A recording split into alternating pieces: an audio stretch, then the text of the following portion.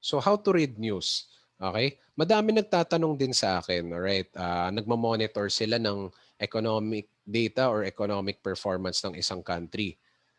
So yun, ito yung thing.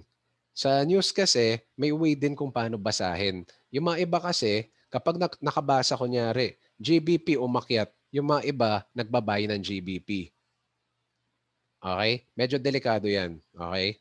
So I will explain din why. So ito yon, how to read news effectively as a trader. Okay? Schedule mo muna.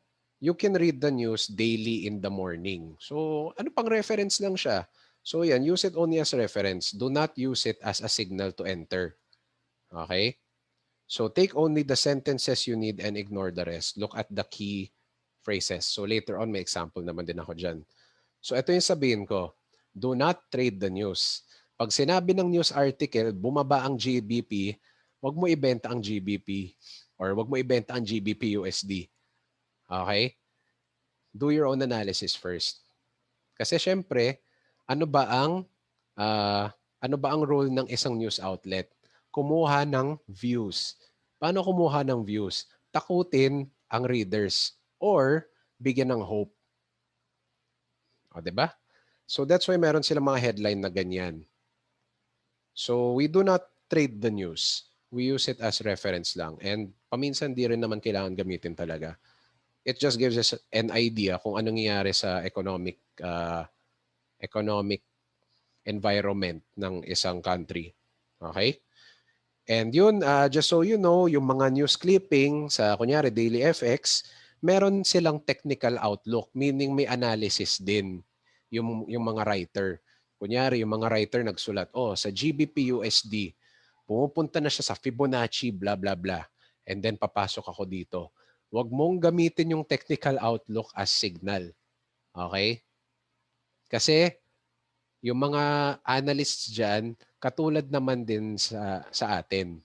Mga trader din yan na gumagamit ng data para mag-analyze lang. Okay?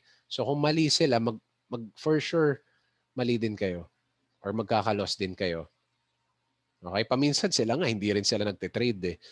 Nag-a-analyze sila just so, syempre naman, meron din silang story for their news clipping.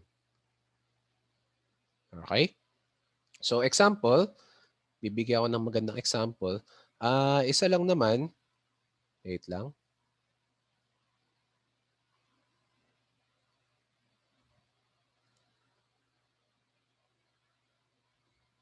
Okay, sorry. Okay. Yung favorite outlet ko kasi ay Daily FX kasi yan yung pinakasimpleng tignan. Okay. Alright. So dito tayo sa headline. Ayan. So ano ba yung sinabi ko noong una? Just take key phrases that tell you the story. Hindi naman kailangan basahin lahat kasi baka pati nga paminsan ako hindi ko rin naintindihan yung mga sinasabi. Pero if we know the key phrases, then alam na natin yung gist ng sinasabi ng analyst na to, si Richard Snow. Ayan, dito. So, yun. Ayan.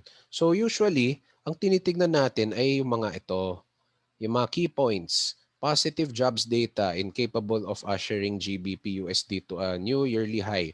So, ang interpretation lang natin dyan ay dahil sa sa isang economic data nila, hindi kayang umakyat ang GBP USD. So sinasabi niya bearish ang USD. Ganun lang. Okay? As I said, hindi pwede to gamitin as signal. Kasi yung mga iba, pag nakikita to, bearish engulfing, ganyan-ganyan, magsisell agad sa GBP USD. And sobrang delikado yan kasi itong si Richard Snow, hindi nga din siya nag-guarantee or nagbibigay ng advice. Nagre-report lang siya kung ano yung alam niya. And kung nagkamali siya, nadamay ka. So that's why always do your own analysis as well. Okay? So yun, inflation, ganyan, we'll talk about that later. Pero yun, ganyan yung galaw niya. Okay?